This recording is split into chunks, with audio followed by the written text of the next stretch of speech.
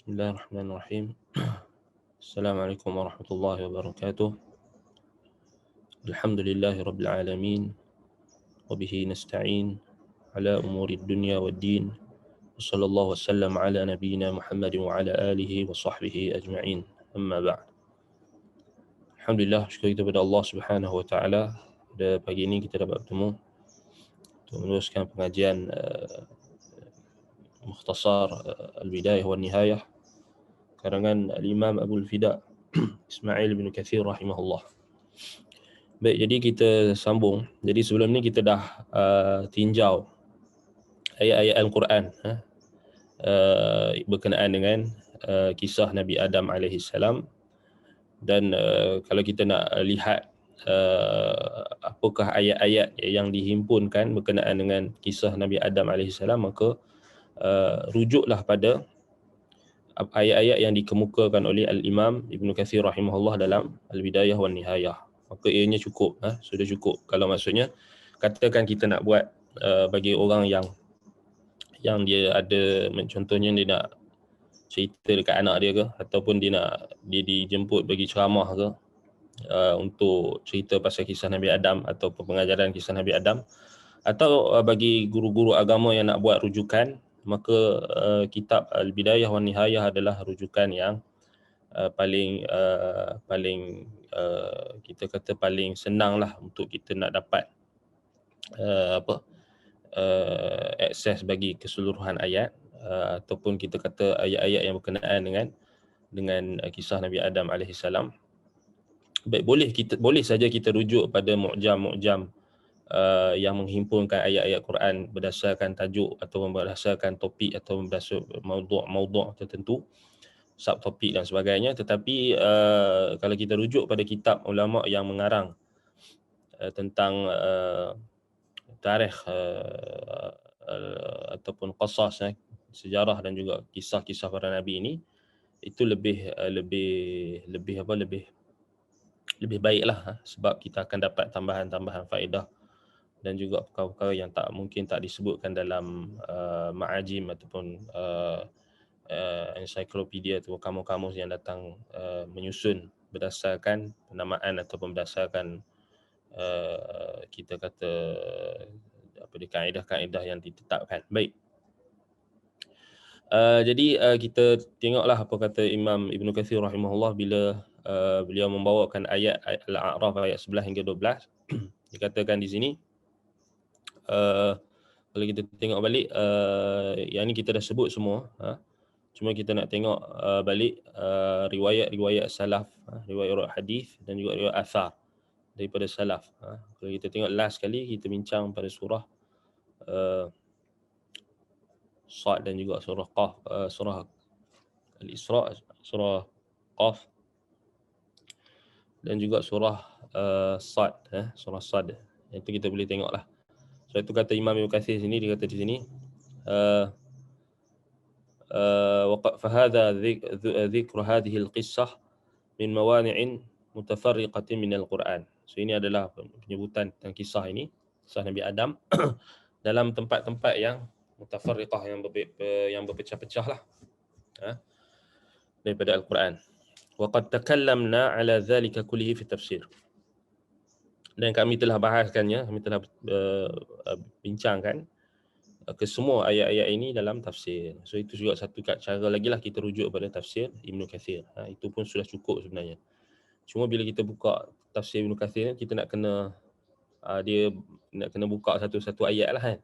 Tapi kalau kita buka Al-Bidayah wan Nihayah, dia terus Imam Ibn Katsir dah bawa sard semua ayat.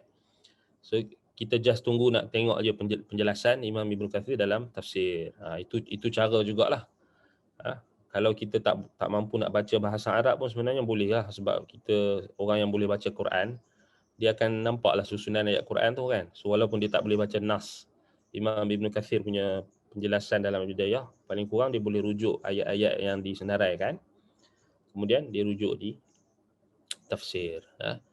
Baik.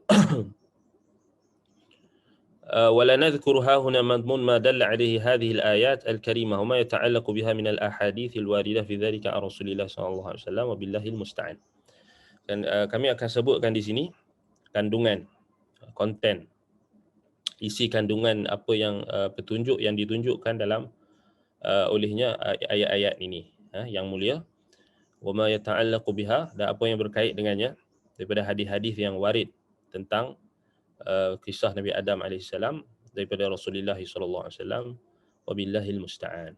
Hanya dengan Allah lah tempat kami memohon pertolongan.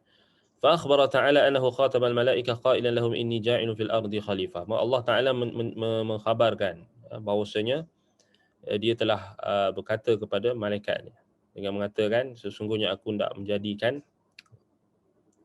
menjadikan di atas muka bumi ini khalifah.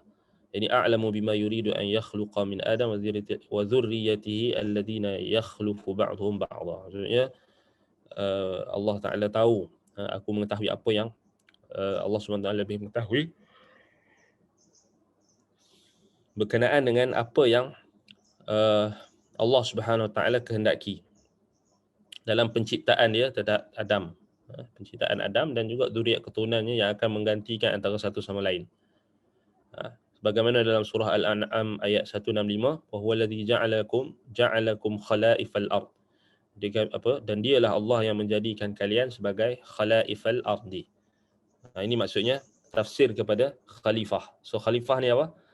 Alladhina yakhlufu ba'duhum ba'dha. Khalifah ni pengganti, maksud pengganti sini apa dia? Maksudnya adalah yang menggantikan satu generasi yang datang atas generasi yang sebelumnya. Yang ini menggantikan antara satu sama lain. Bukannya pengganti Allah. So kita kena ingatkan. Ramai orang dia salah faham. Dia kata ini ja'ilun fil ardi khalifah. Dia kata maksudnya kita adalah pengganti Allah. Salah. So itu datangnya riwayat-riwayat yang disalah fahami lagi. Contohnya macam Sultan Sultan Darajat adalah khalifah Allah di atas muka bumi ataupun bayangan Allah dan sebagainya. Walaupun boleh difahami dengan kefahaman yang lebih tepat, maksudnya bukan pengganti yang hakiki, kerana Allah Subhanahu Wa Taala tidak berhajat kepada pengganti. Kita kena faham Allah Subhanahu Wa Taala lam yalid wa lam yulad wa lam yakul lahu kufuwan ahad. Allahus Samad. Dia tak berhajat kepada makhluk dan dia adalah Tuhan. Alladzi lam yattakhidh waladan lahu wala syarikan. Dia tak mengambil anak ataupun dia tak ada syarik, bersekutu. Wala sahibatan wala walada, tidak ada sahibah. Ini tidak ada sahabat, teman. Dan tidak juga mengambil anak. Lam yalid wa lam yulad. Tidak beranak dan tidak diperanakkan. Dia as-samad, yakni huwa sayyidu, dia adalah tuan dan dia tak berhajatkan kepada makhluk. Jadi sudah tentulah kefahaman yang mengatakan pengganti Allah di atas muka bumi, kalau menganggap pengganti sebagai pengganti yang bermaksud menggantikan urut apa yang menjadi khususiyah Allah, itu sudah tentulah tak betul lah. Maksudnya tak tepatlah kalau kita kata pengganti Allah tu. Maksudnya yang dimaksudkan dengan pengganti di sini adalah pengganti generasi yang sebelum kita. Itu maksud wa yaj'alukum khulafa'al ard. Wa huwa alladhi ja'alakum khala'ifal ard, dan juga dalam surah An-Naml ayat 26 wa yaj'alukum khulafa'al ard. Allah Taala menjadikan kamu sebagai khulafa, yakni pengganti-pengganti antara satu sama lain di muka bumi. Itu maksud dia.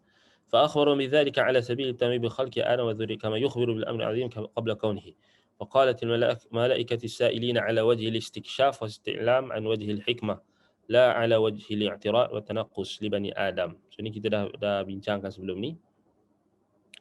Baik, apa dia soalan malaikat kan, yang kita dah bincangkan sebelum ni, maka kita boleh rujuk balik kita punya penjelasan sebelum ni. Cuma kita nak tengok riwayat-riwayat yang ada kaitan lah. So yang kita sebutkan sebelum ni, Abdullah bin Umar sebutkan di sini, jin ini sebelum Adam adalah lebih kurang 2000 tahun sebelum Adam dicipta. Jin dah wujud. Lalu apa yang mereka buat? Mereka menumpahkan darah, lalu Allah Ta'ala mengutuskan tentera daripada kalangan malaikat dan menghalau mereka, memerangi dan menghalau mereka ke mana? Ke pulau-pulau yang ada di lautan. Baik. Kemudian kalau kita tengok balik Baik, ayat ni semua kita dah jelaskan sebelum ni. Cuma kita nak tengok apa yang tafsiran yang disebutkan oleh ulama. So dia berulang lah kat sini, berulang. Cuma kita nak ambil hadis. Kita terus ambil hadis. Kita terus ambil hadis berkenaan dengan penciptaan Nabi Adam AS supaya kita dapat dipimpin oleh hadis-hadis Nabi SAW. Yang ni, yang pentafsiran ni memang kita dah sebut sebelum ni. Boleh rujuk balik dalam perbahasan kita yang awal sebelum ni. Baik, yang ni okey, kita tengok hadis.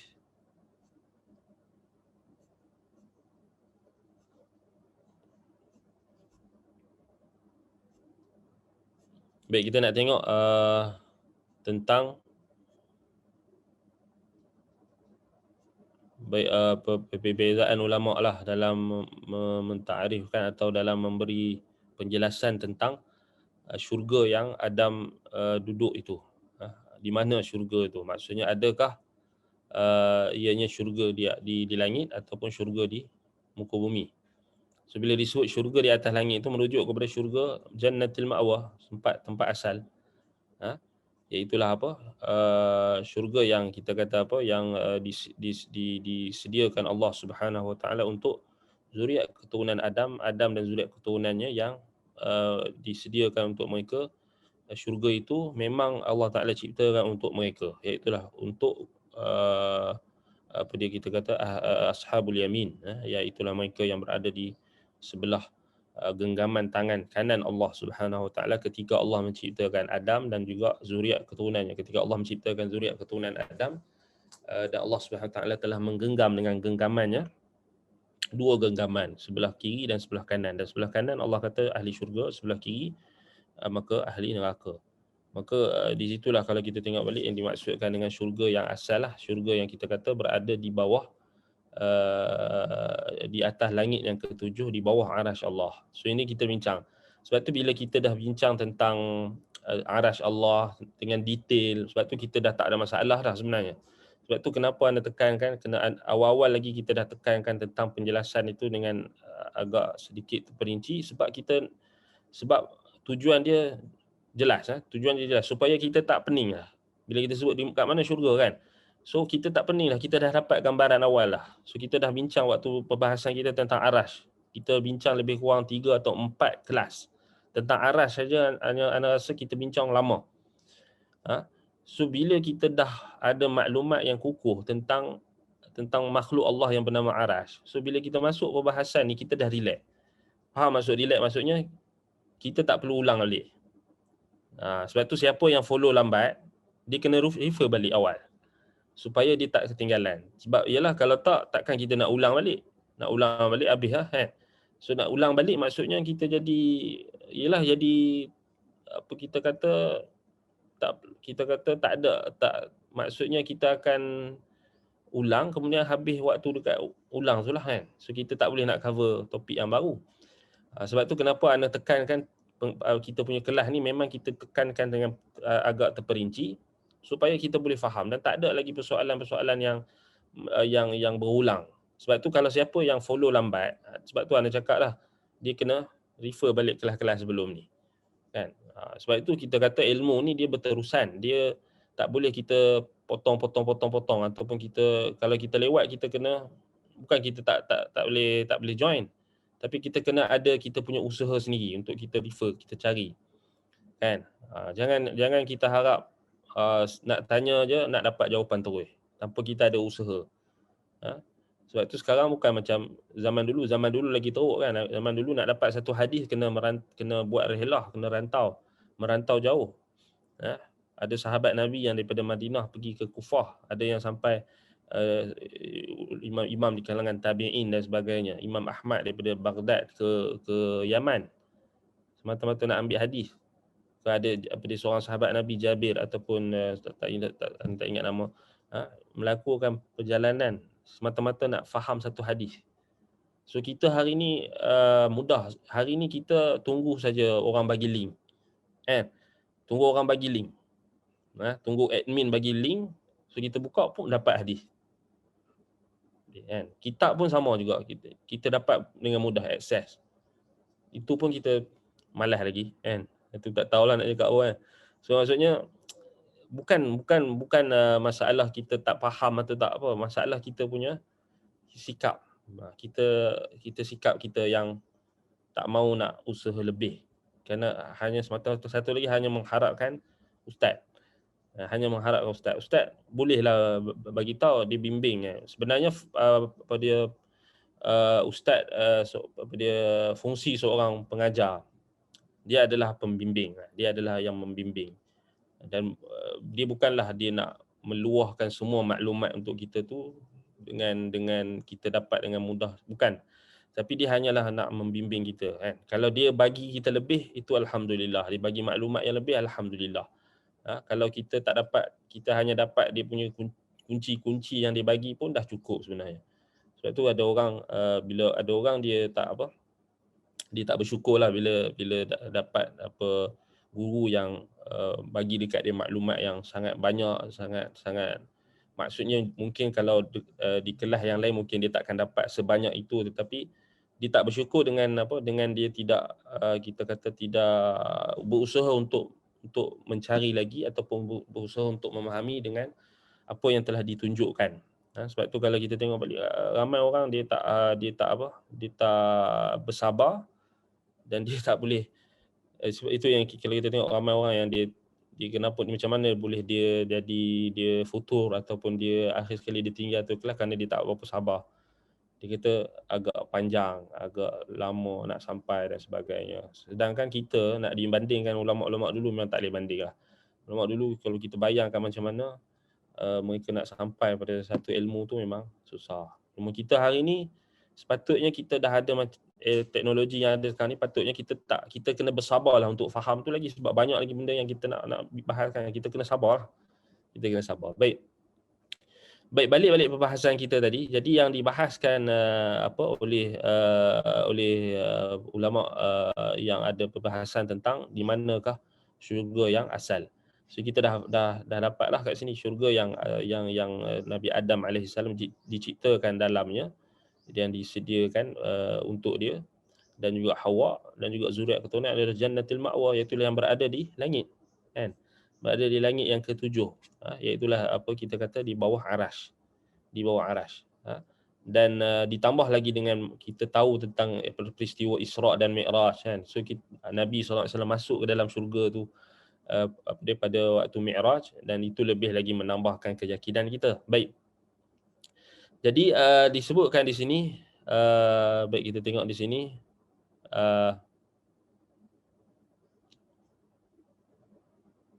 okey, di sini katakan wa innama al-khilaf alladhi dzakaruhu fi anna hadhihi al-jannah allati udkhilaha Adam hal hiya fi as-sama' aw fi al-ard. Ni yang Imam Ibn Katsir kata ni. So ada khilaf.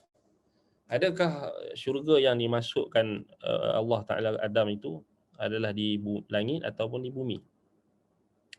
Dan khilaf ini huwa al-khilaf alladhi yanbaghi fasluhu wal khuruj minhu. Kata Imam Ibn Katsir, ini adalah khilaf yang sepatutnya kita jadikan ada kata putus dan keluar daripadanya. Jumhur ulama mengatakan syurga ini adalah di langit. Wahya jannatul ma'wa. So dia adalah syurga yang kita kata kekal abadilah. Yang Allah Taala memang prepare syurga itu untuk zuriat keturunan Adam yang taat, kan.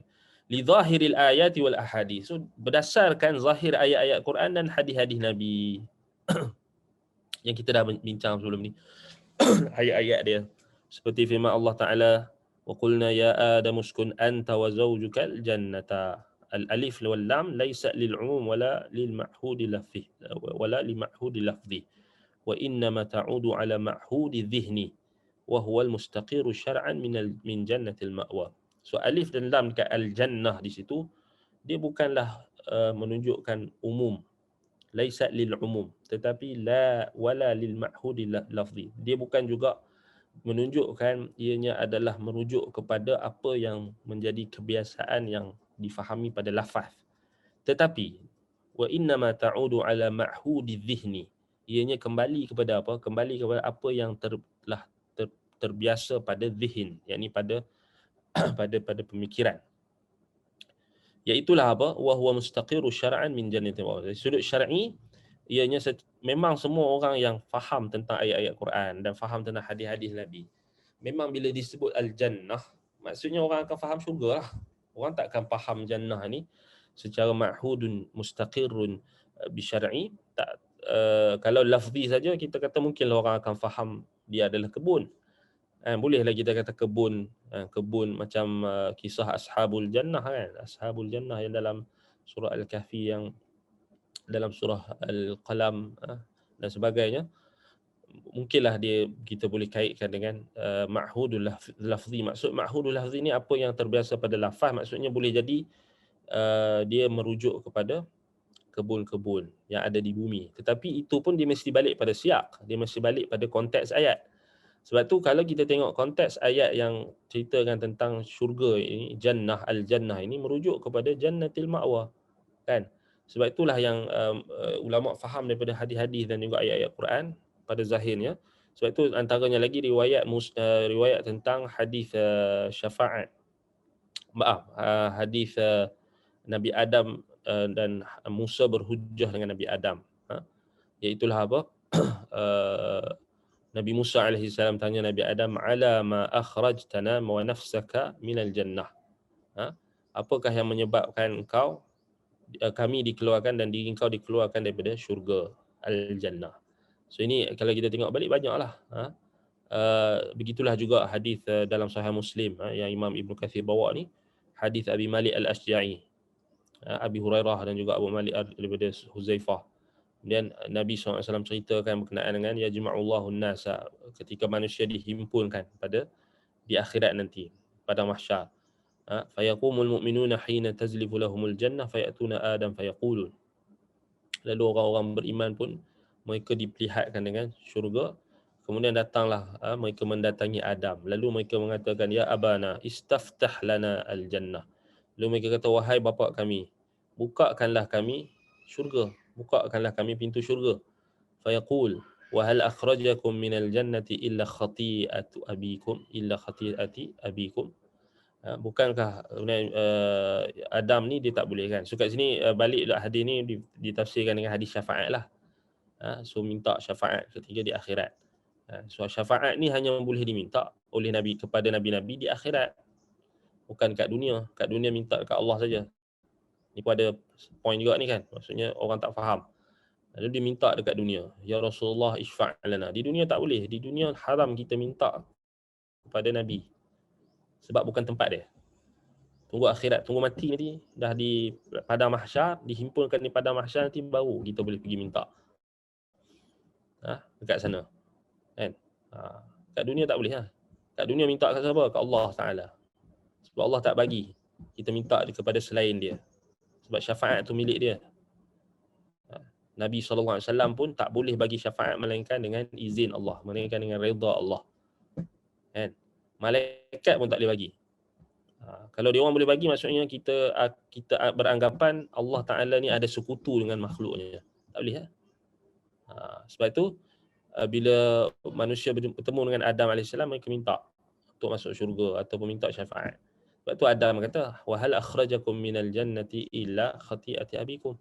Bukankah disebabkan kalian dikeluarkan daripada syurga ni disebabkan oleh kesalahan bapa kalian, iaitu aku. So, Nabi Adam merendah diri. Kan?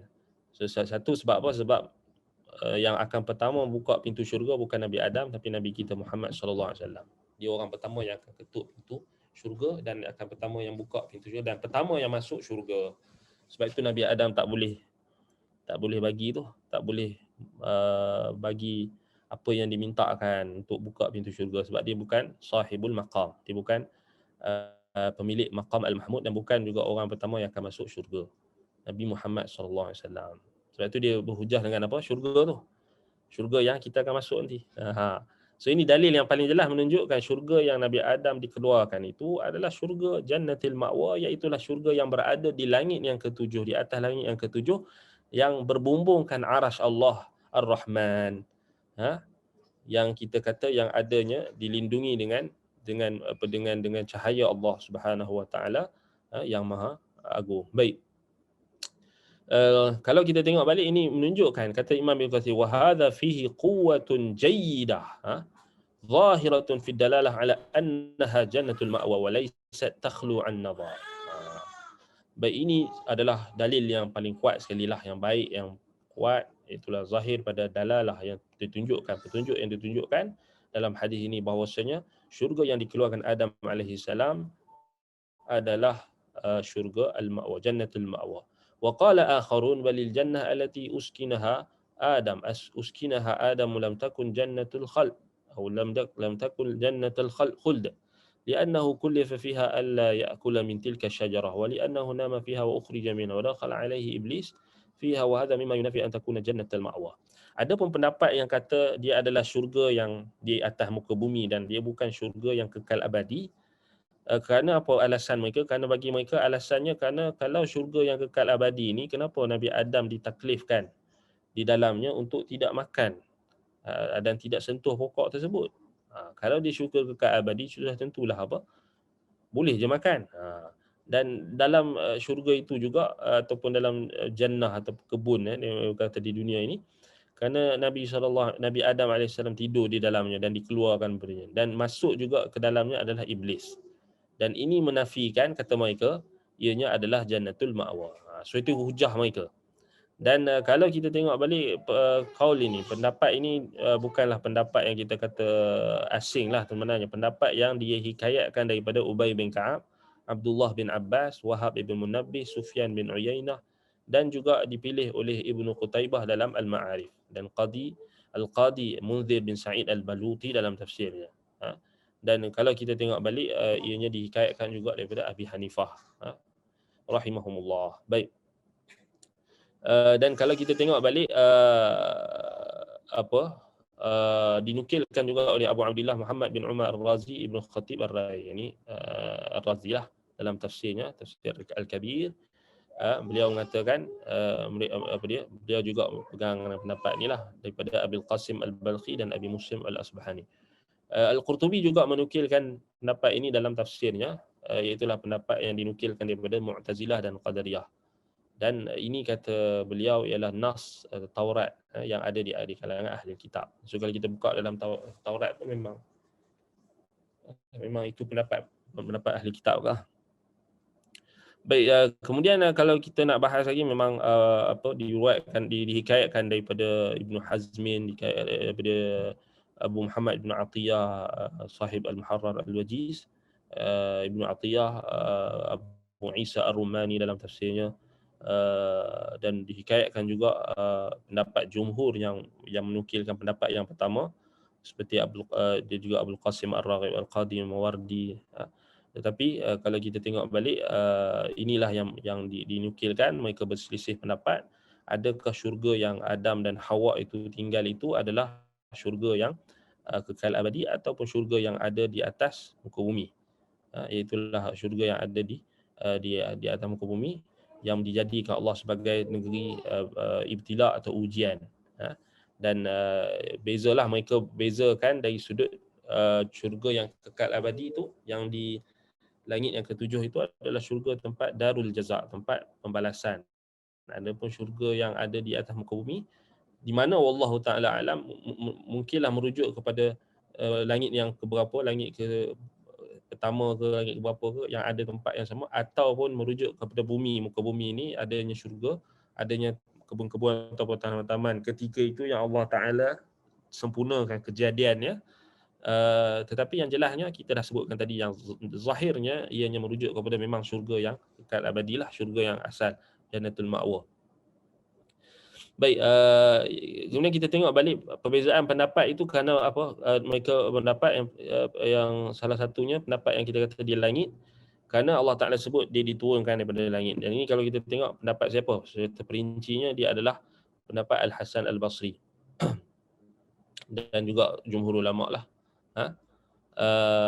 Dan yang kedua tadi, syurga itu ada di muka bumi. Kerana alasan mereka ianya di tempat diujinya Adam. Dan iblis boleh masuk dekat situ. Baik. Dan kalau kita tengok balik kalau kita tengok balik, ada juga pendapat sebahagian ulama yang memilih untuk tawakuf. Itu yang sebaiknya lah, kita tawakuf.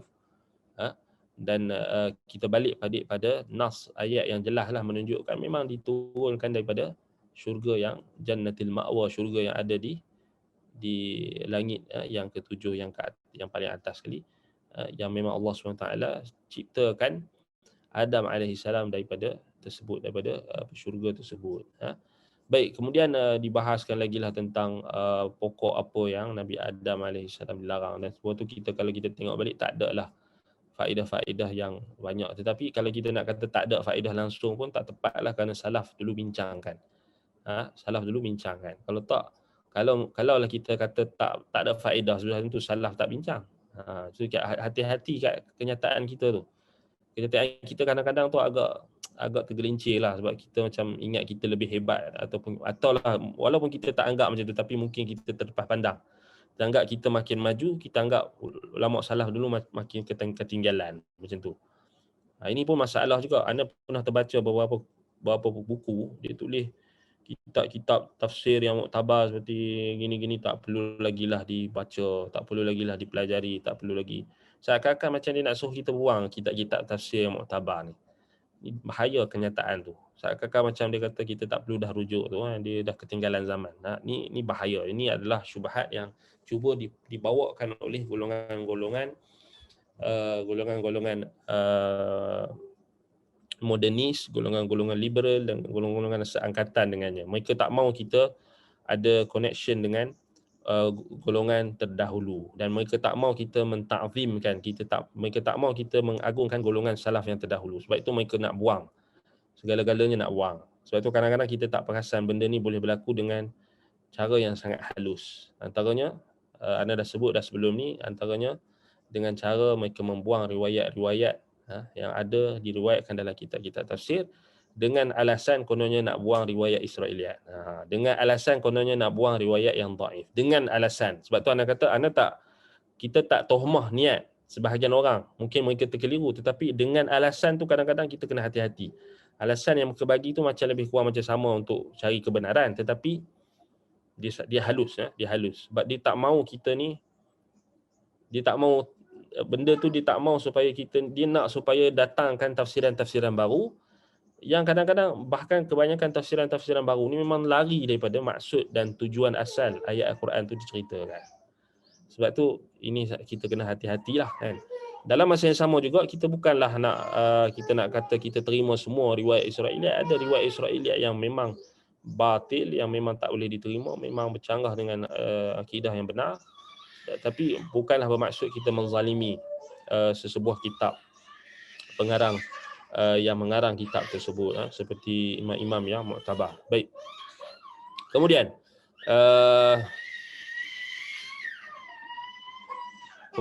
kalau kita tengok balik apa yang menjadi perbahasan di kalangan ulama, iaitu berkenaan dengan kedudukan syurga tadi.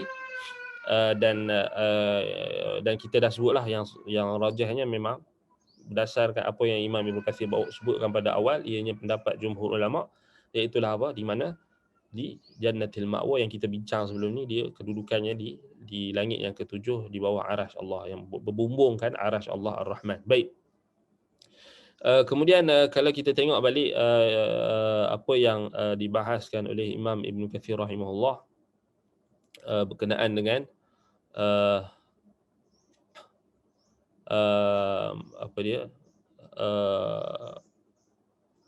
perintah Nabi Adam alaihissalam untuk diturunkan. So kat sini kita nak tengok di mana Nabi Adam alaihissalam diturunkan.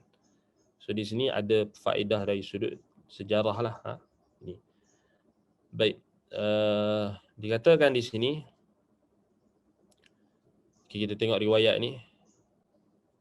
وروى الحافظ المجاهد وروى الحافظ بن عساكر قال أمر الله ملكا أن يخرج آدم وحواء من جواره فنزع جبريل التاج عن رأسه وحل ميكائيل الإكليل عن جبينه وتعلق بغصن وظن آدم قد عوجل بالعقوبة فنكس رأسه ويقول العفو قال فرارا مني قال بل حياء منك يا سيدي.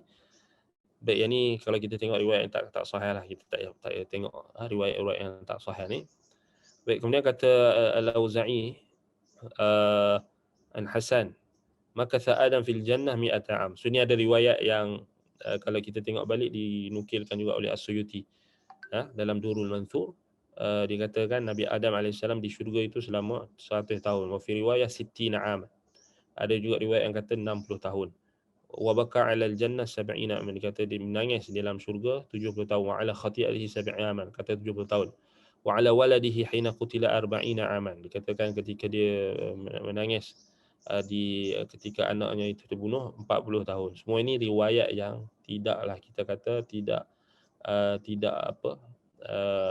hanya diriwayatkan dan tidak ada apa-apa faedah lah, maksudnya tak ada apa-apa faedah, bahkan boleh jadi dikritik oleh ulama Allah. Baik. Kemudian kalau kita tengok balik di mana Nabi Adam AS turun. Ini datang dalam riwayat Ibnu Abi Hatim. Juga dia Ibnu Jarir ada bawa ke riwayat ini, dan juga Imam As-Suyuti dalam Ad-Durrul Manthur dikatakan daripada Ibnu Abbas. Uhbita Adam AS ila ardin yuqalu lahu Dahna baina Makkah wa Taif. Baina Makkah wa Taif. Dikatakan Nabi Adam AS diturunkan di muka bumi yang dinamakan Dahna, di antara Mekah dan Taif. So ini satu kita dapat. Satu riwayat. So kita nak tengoklah juga, kok-koklah ada riwayat Gunung Jerai kan. Nak tengoklah itu, kita tengok tu. Kok-koklah ada terjumpa. Kita tengok sama-sama. Wa anil Hasan. So pertama di tempat yang dinamakan Dahna antara Mekah dengan Taif. So dia di Saudi lah, Mekah dan Taif. Okay. Wa anil Hasan qala uhbita Adam bil Hind wa Hawa bi Jeddah wa Iblis bidisti Maisan min al-Basrah ala amyal wa uhbita al-hayyatu bi Asbahan, rawahu Ibnu Abi Hatim aidan. Al-Hasan Al-Basri, ini pendapat dia. Kalau kita tengok, dia kata diturunkan Adam di India, Al-Hind. So di India ni memang ada riwayat daripada salaf. So sebab itu kita tak boleh nak macam terus nak nafikan kan. So Adam diturunkan di India, ada memang riwayat. Memang ini yang agak masyhur. Wa Hawa bi Jeddah. Hawa di Jeddah. So maksudnya atas pendapat Hasan ni, Adam diturunkan di Jeddah, di India, Hawa di Jeddah. Jeddah dekat mana? Jeddah ni dekat Saudi sekarang ni lah kan. Jeddah. Wa Iblis bidisti Maisan. Iblis dihalau dan diturunkan daripada Maisan, di Maisan, ini di Basrah. Ada juga yang meriwayatkan dia diturunkan di di Asbahan. Al-Hayyah ni ular, maksudnya ular yang Iblis masuk dalam dia untuk masuk ke dalam syurga. So memang riwayat daripada salaf, memang dia orang nukilkan dia masuk dalam rupa ular. So kita akan bincang nanti, ada riwayat yang sahih daripada Nabi. So memang riwayat tentang ular memang tak ada. Memang tak, maksud tak ada di sini, memang kalau kita nak cek satu-satu memang tak sahih Tetapi ada riwayat yang sahih. Nabi SAW bagi tahu kita tak akan pernah berdamai dengan ular selama-lamanya. Apa maksud dia? Anda rasa anda pernah bincang dalam kelas first kelas Qasasul Anbiya, anda pernah bincang. Baik anda kongsi dia punya lafaz hadis. Dalam lafaz hadis tu disebutkan kejap kita kena check balik lafaz hadis tu. Anda pernah share dah rasanya.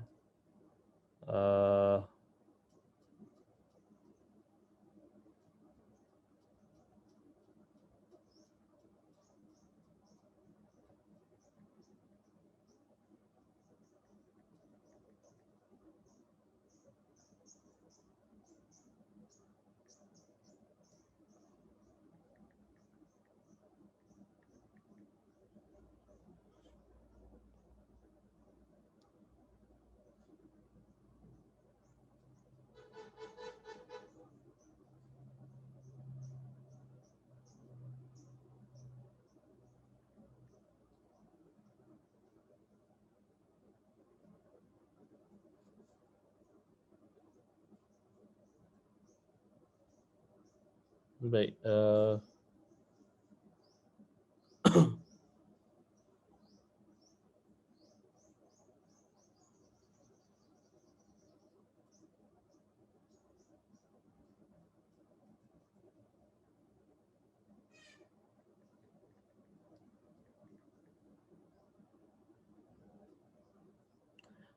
Okey, dalam riwayat Abu Daud, riwayat Imam Abu Daud, sanadnya sahih. Nabi SAW kata apa? Ma salamnahunna mundu harabnahunna. Ma salamnahunna mundu harabnahunna. Kita ataupun kami tidak pernah berdamai ataupun tidak pernah ada perdamaian dengan mereka, yakni hunnan merujuk kepada ular, semenjak kami memeranginya. Apa maksud dia? So di sinilah kalau kita tengok balik riwayat yang dulu kita duk tolak kata apa dia iblis masuk dalam jasad ular, masuk ke dalam ular untuk masuk ke dalam syurga melalui jasad ular. Yang kita duk kata Israiliyat kita kena tolak tu, tapi kalau kita tengok balik Nabi SAW dalam riwayat Imam Abu Daud mengisyaratkan kepada kita ada asas tu ada.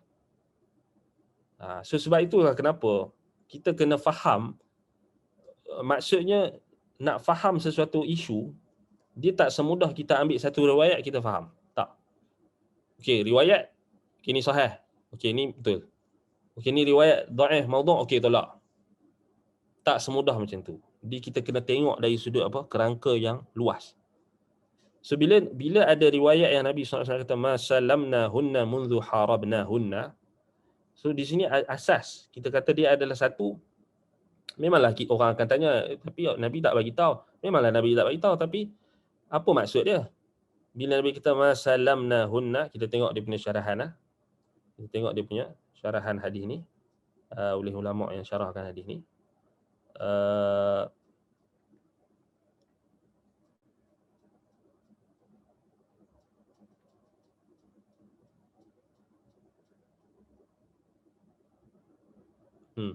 Ma salahna al-hayat.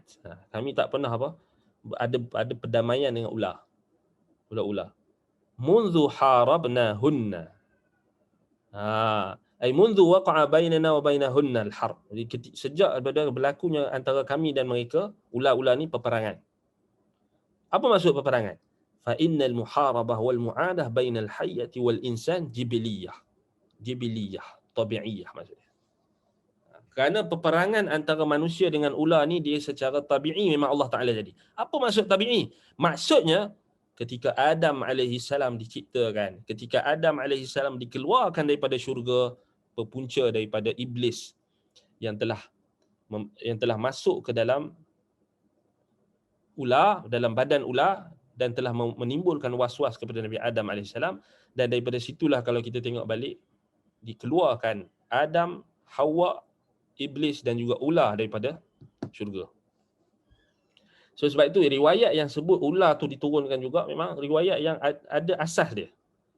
Sebab itulah kalau tengok riwayat Al-Hasan Al-Basri, tengok salaf dia orang faham. So riwayat ni riwayat yang sahih daripada Hasan. Riwayat Ibnu Abi Hatim. Yang sebut Nabi Adam diturun ataupun kita kata riwayat yang ada asas dia yang kita boleh ambil. Dan disebutkan iblis diturunkan di Maisan, di Basrah, dan juga ular itu diturunkan di Asbahan. Di Asbahan iaitulah di Iran. So kalau kita tengok balik, ini juga disebutkan oleh Imam As-Suyuti dan Ma'durul Mansur. Diriwayatkan oleh Ibnu Abi Hatim dan Ibnu As-Sakir dan Al-Hasan. Baik. Kemudian kalau kita tengok balik As-Suddi kata apa? Nazala Adam bil Hind wa nazala ma'ahu bil Hajar al-Aswad wa bi qabdatin min waraqil jannah fabathahu fil Hind fanabatat syajaratut tib hunaka. Suddi kata Adam turun dekat India. Kemudian diturun bersama dengan Adam Hajarul Aswad. Dan segenggam daripada daun-daun syurga Adam bawa turun. Lalu Adam AS tanamkan di India, kemudian tumbuhlah pokok-pokok yang baik di sana. So ini pendapat Suddi. So kita tak boleh lah, kita kena rendah diri sikit lah bila ada riwayat tu kan. Cuma tak ada lah sampai riwayat tu. Tengoklah, sebab tu kenapa kita kena cerdik. So, kena tengoklah riwayat tu ada kaitan tak dengan hukum hakam. Kan? So satu lagi kita nak tengok riwayat tu, ada tak riwayat tu apa asas dia? ada lagi bercanggah dengan asas yang sahih ataupun tak. Sebab tu anda kata tadi yang ular tadi tu, yang ular dikeluarkan tu memang ada nas, ada asas yang sahih. Asasnya hadis Abu Daud. Nabi kata ma sallamnahunna mundu harabnahunna. Tak, kita memang tak pernah berdamai dengan ular sejak daripada tabiat kita dicipta, sejak daripada bapa kita dicipta. Apa maksud dia? Sebab tu kita kena faham. Sebab tu sampailah zaman Nabi Musa AS, ular tu adalah something yang digunakan oleh orang-orang ahli sihir. Tapi Allah Subhanahu Taala jadikan ular tu untuk melawan ular yang datang daripada tongkat Nabi Musa yang boleh berubah menjadi ular tu sebagai satu bentuk perlawanan ke atas tukang-tukang sihir yang memang mereka menjadikan ular-ular sebagai antara alat-alat ataupun sihir mereka itu, mereka antaranya adalah berubah menjadi ular-ular yang kecil. Kemudian kita dah bincang sebelum ni apa lagi? Singgah sana iblis. Singgah sana iblis yang kita bincang sebelum ni. Apa dia? Keliling dia ada hayat, ada ular. So banyak tak kaitan dengan ular ni. So ular ni something yang bukanlah benda yang dari sudut apa? Bukan benda yang dari sudut tabiatnya adalah benda yang baik.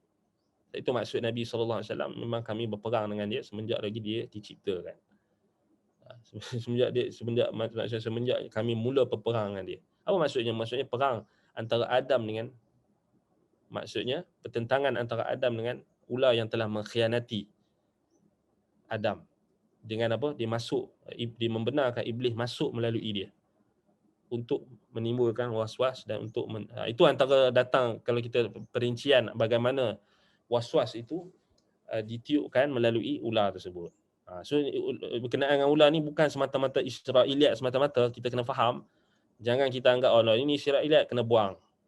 Salah tu, sebab cara kita tak betul. Cara kita berinteraksi dengan Israiliyat tu tak tepat.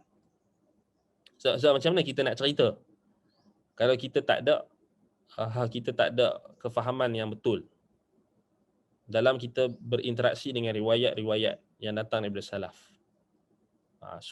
Tapi ada isu tak yang macam tempat turun tu, yang itu tak apalah, kita kata kat situ kita tak boleh nak sepakat lah, sebab memang ada perbezaan dari sudut apa turun dekat mana tu. Satu lagi tak diperintah pun kita nak pergi cari tempat tu, kat India ke kat mana ke. Tapi kita nak tengoklah ada tak Gunung Jerai tu, ada Nabi Adam turun kat Gunung Jerai. So kita nak tengok kan. Baik, Ibnu Umar radhiyallahu anhuma, Ibnu Umar pula kata ahbata Adam bis Safa wa Hawa bil Marwah. Rawahu Ibnu Abi Hatim aidan. Ibnu Umar katakan Adam diturunkan di Safa, Hawa di Marwah. Di Safa dan Marwah. Baik. Ada nak sentuh satu lagi isu. Ada orang kata, Ustaz, kenapa bincang perinci-perinci ni? Tak ada faedah. Okay, ni soalan orang yang sangat kurang ajar satu. Satu lagi, orang ni dia tak tahu kedudukan salaf. Dan dia tak tahu, dia tak ada ilmu pun. Sebab baru-baru ni bila anda cerita tentang Isra' Mi'raj tu agak terperinci, orang bising. Ada orang lah, ada beberapa orang lah, bukan semua orang. Bising, apa faedahnya? Dia kata, apa faedah duk cerita tentang siapa Nabi naik dengan siapa, Nabi naik burak tu sampai mana, malaikat bawa adik Nabi. Apa faedah? Ini soalan orang yang jahil murakkab. Kerana satu jahil murakkab. Dia tak sedar yang dia jahil. Satu lagi soalan orang yang muflis. Apa maksud orang muflis? Orang yang tak ada modal. Maksudnya dia tak ada ilmu. Kita dah bincang kan, apa sumber ilmu? Sumber ilmu adalah Al-Quran, Sunnah dan pendapat salaf, pendapat sahabat, perkataan sahabat. So memang berlegar dalam riwayat sahabat berkenaan perincian Isra' dan Mi'raj. Demikian juga berlegar dalam riwayat sahabat, riwayat tabi'in berkenaan dengan kisah berkenaan dengan di mana Nabi Adam turun. Bila kita kata ini tak ada faedah, maksudnya kita kata sahabat Nabi, Ibnu Umar, Al-Hasan Al-Basri, tabi'in dan sebagainya tak ada faedah. Itu kesan dia. Sebab tu anda dah sentuh dalam isu kelas anda tentang Israiliyat yang anda buat dulu sebelum ni. Makna benda yang samalah. Maksudnya orang hari ni dia tak ada modal. Modal dia lain. Modal dia maksudnya dia ambil Quran dengan hadis dia goreng. Tak boleh ya. Lagi teruk. Orang yang ambil Quran dengan hadis, kemudian digoreng sendiri, lagi teruk berbanding dengan orang ambil Quran, hadis, kemudian dia ambil riwayat salaf. Dah nampak tak? Kat sini kita kena faham. Sama macam orang yang tak mau ikut mazhab lah. Orang yang tak mau ikut mazhab.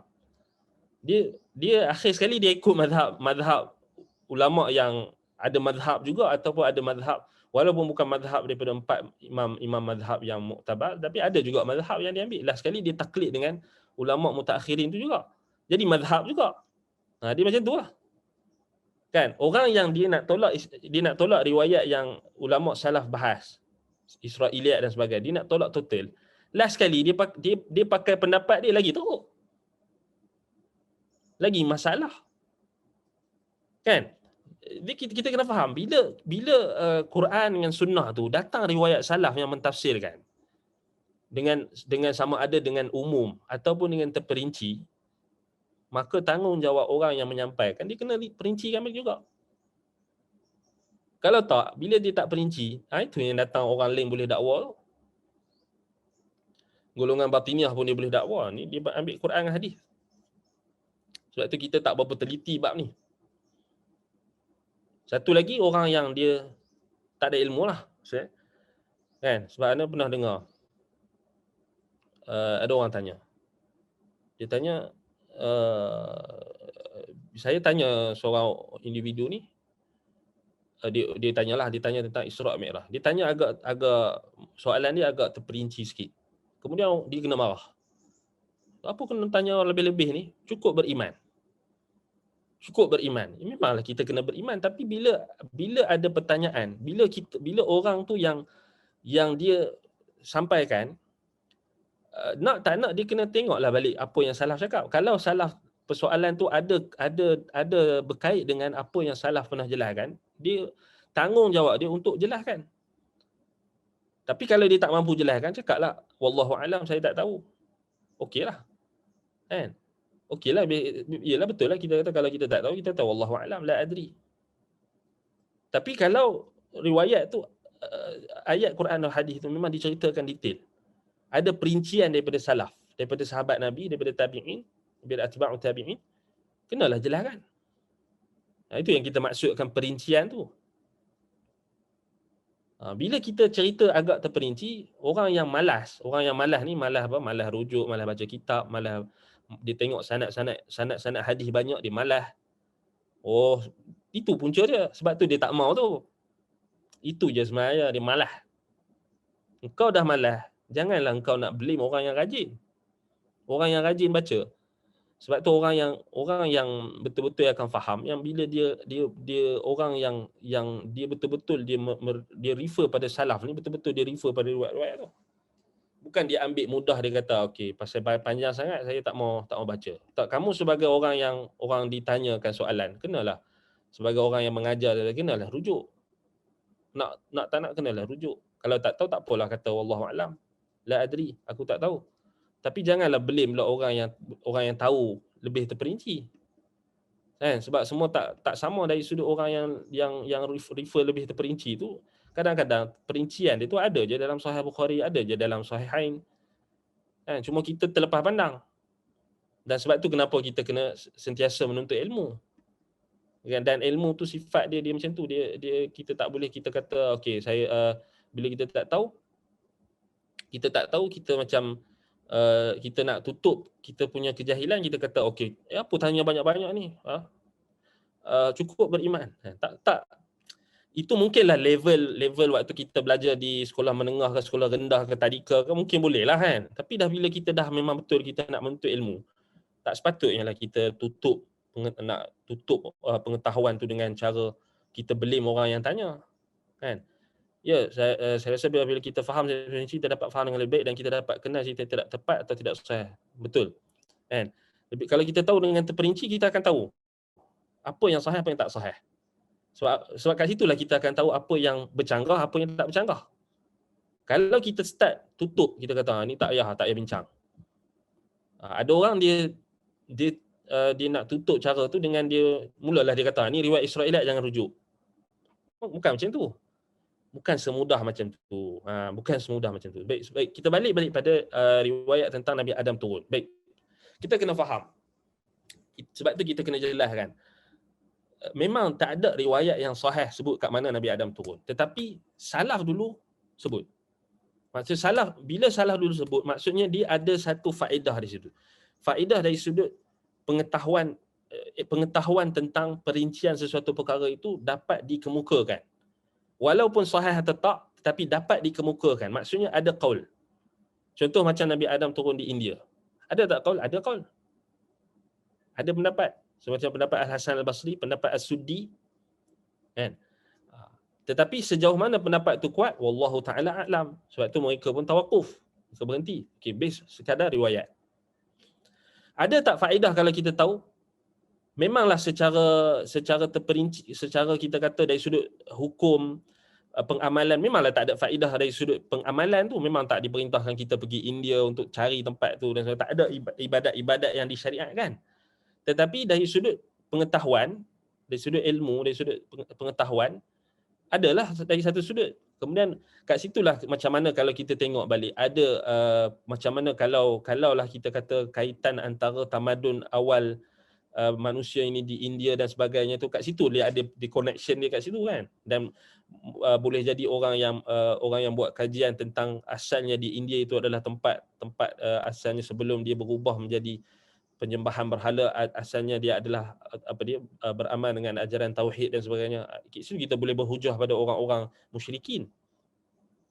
Sebab memang kalau kita tengok Al-Kalbi ada sebut berkenaan dalam kitabnya Al-Asnam, kitab berhala, memang disebut antara berhala yang terawal yang dikatakan ditemui adalah di tanah di India, di Al-Hind di India dikatakan riwayat. So kat situ kalau kita tengok balik, memanglah dia selarilah dengan kisah bagaimana ajaran tauhid tu diselewengkan. Sebab tu kat India yang paling dahsyat sekali syirik dia. Tu satu kan, dari sudut kita boleh connect kat situ. Sampai tapak kaki Nabi Adam pun dia orang sembah. Yang dia orang katalah. Tapi kita nak menjazamkan benda tu sahih pun kita tak boleh, sebab itu hanya dakwaan. Tapi riwayat salaf ada tak? Ada. Tapi kita nak kata sahih, tak boleh lah. Sebab kita balik pada Allahu a'lam. Tapi ada riwayat. Bukan kita nak jazamkan, kita kena faham. Kemudian Hawa di Jeddah. Kemudian sebab itulah kenapa datangnya nama Jeddah tu, Jeddah sebab nenek. Jeddah daripada Jeddah, yakni nenek perempuan. Siapa? Hawa. Itu dia punya asal usul dia tu. Tapi kita nak jazam kata memang Hawa turun kat Jeddah, wallahu a'lam. Tapi ada riwayat daripada Hasan Al-Basri kan. Kemudian Ibnu Umar kata di Safa dan Marwah. Baik. Kemudian kita tengok riwayat Abu Musa Al-Asy'ari yang diriwayatkan oleh Abdul Razzaq.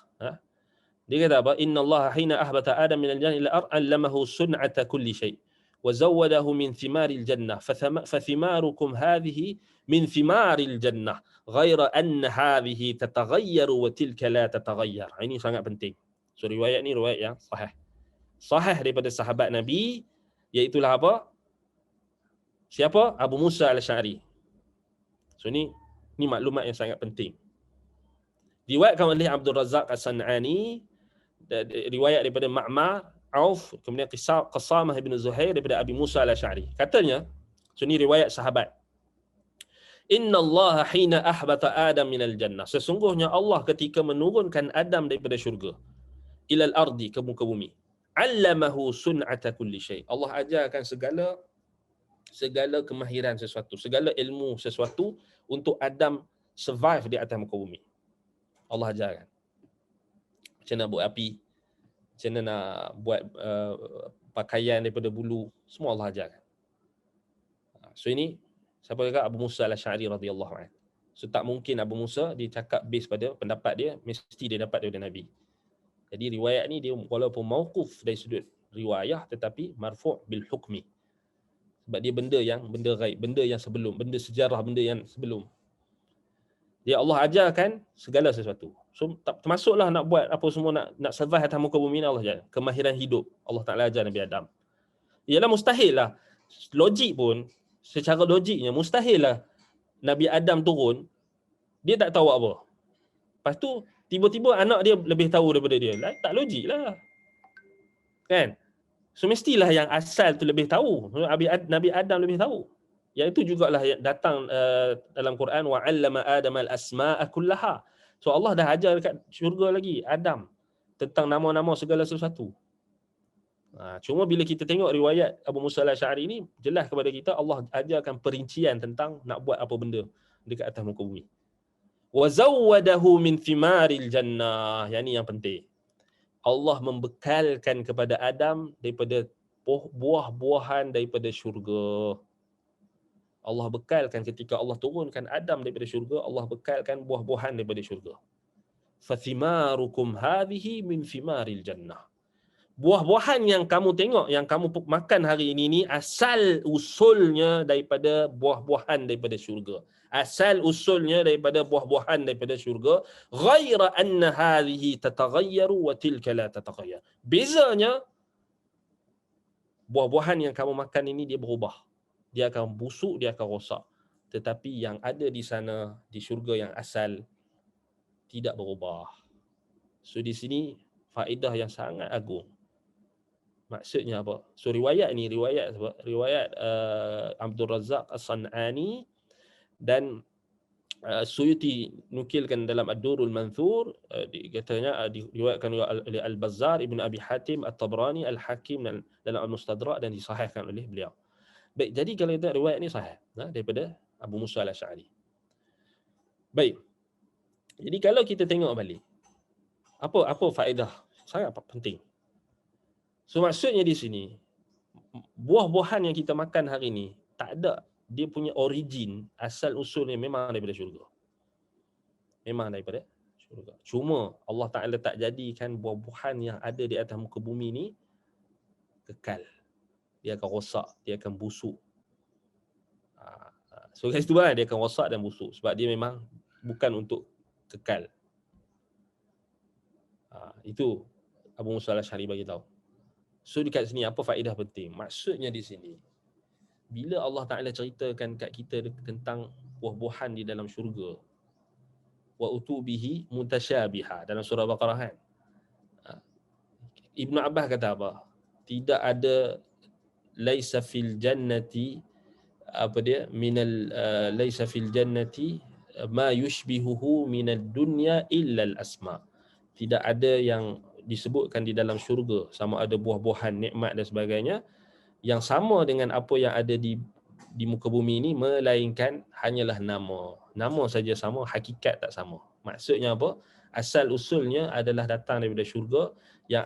Yang ada di muka bumi ini hanyalah serpihan ataupun cabang yang tidak kekal. Hanyalah apa kita kata, hanyalah satu nikmat yang Allah Ta'ala berikan kepada kita untuk kita rindukan nikmat yang kekal abadi di syurga. Itu maksud dia. Apa sahaja nikmat yang kita dapat di atas muka bumi ni, sebenarnya tujuan dia Allah Ta'ala nak bagi kita supaya kenang akan nikmat yang kekal abadi di akhirat, iaitulah syurga.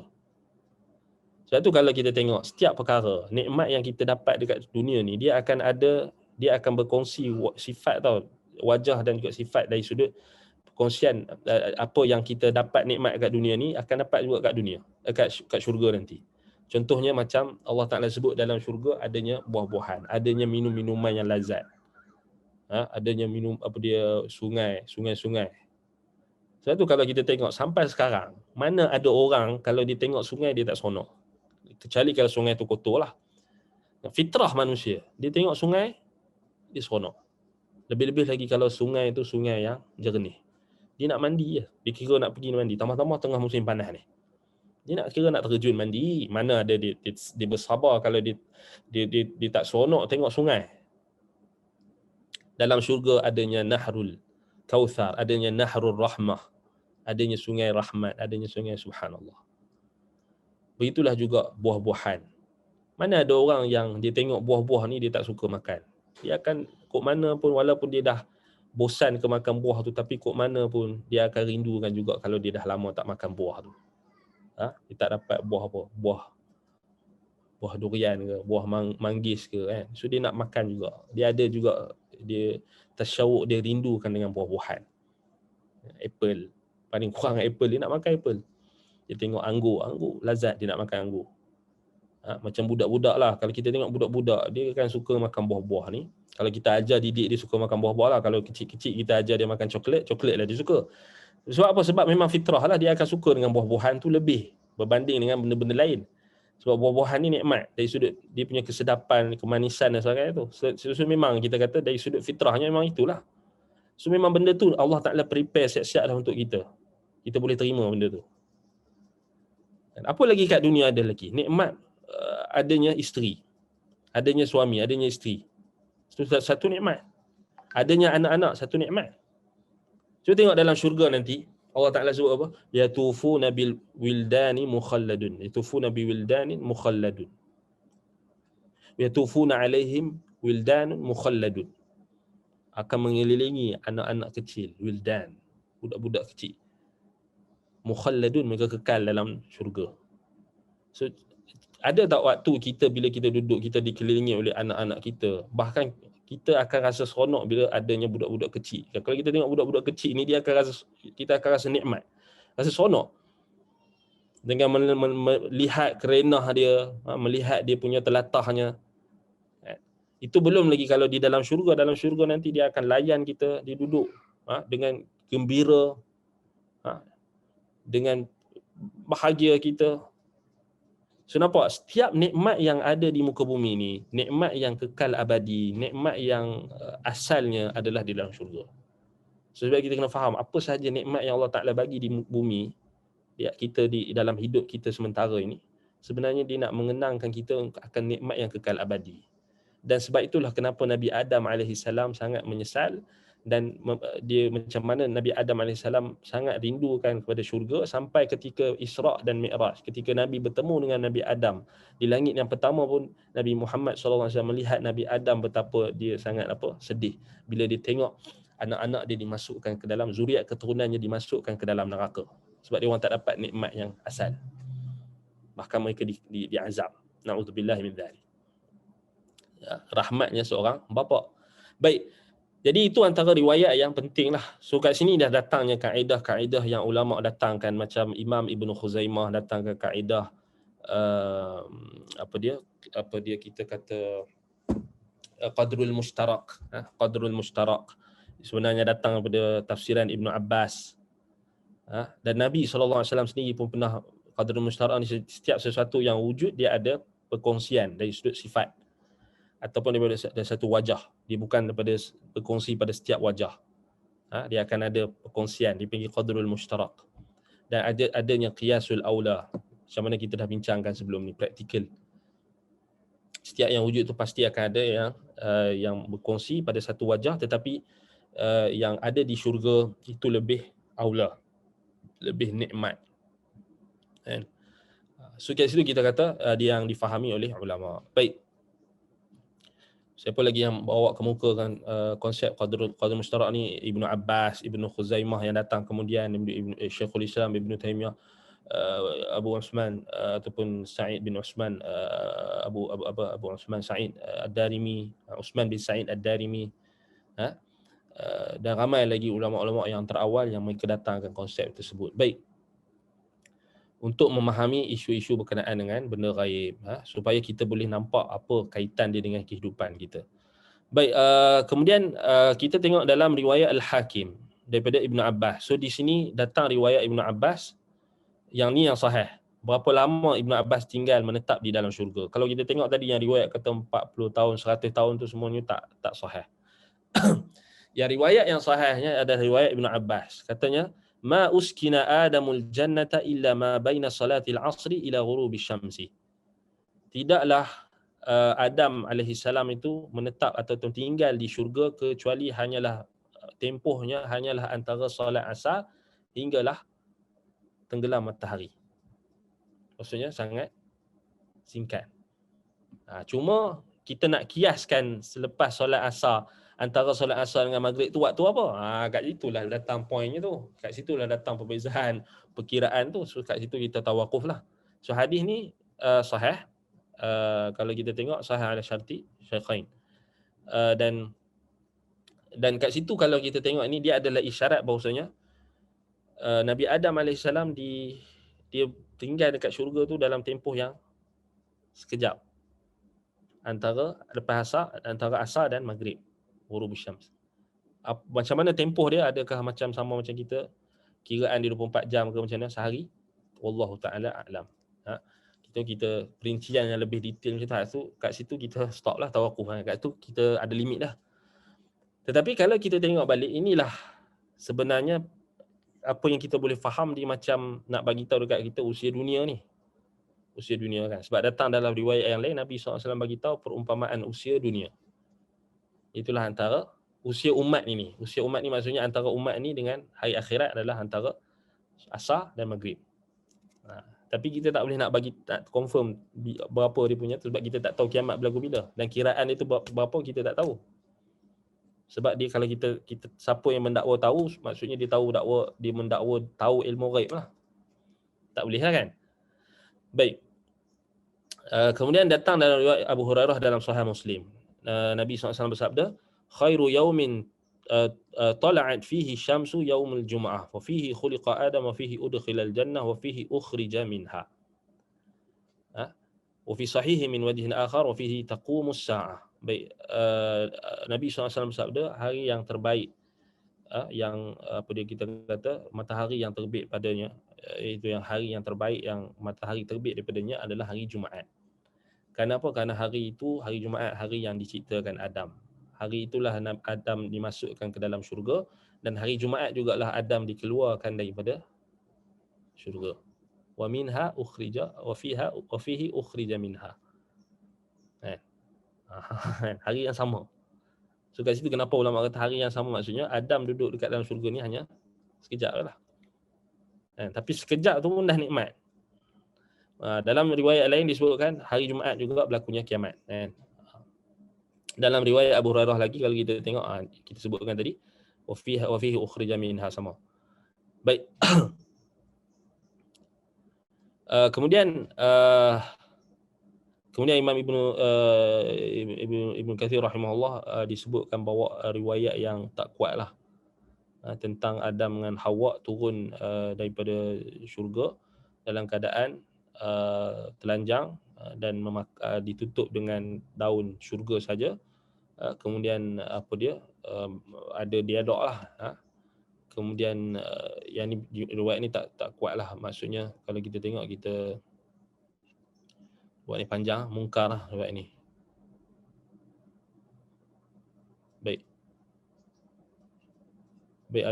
maksudnya kita nak tengok yang riwayat yang lebih sahih lah. Maksudnya dia yang riwayat yang ganjil ni banyak jugalah.